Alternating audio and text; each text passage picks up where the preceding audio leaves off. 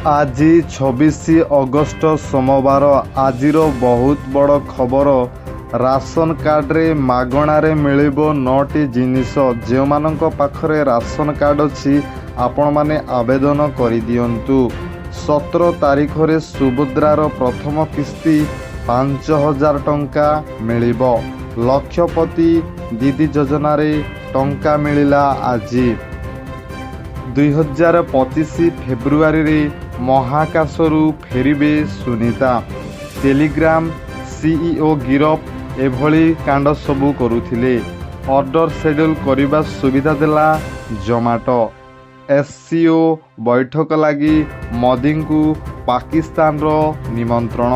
पाकिस्तान माटी प्रथम थर टेस्ट मैच जीतिला बांग्लादेश। एमिति लेटेस्ट न्यूज देखिबा पाई एई चैनल को सब्सक्राइब कर रखंतु।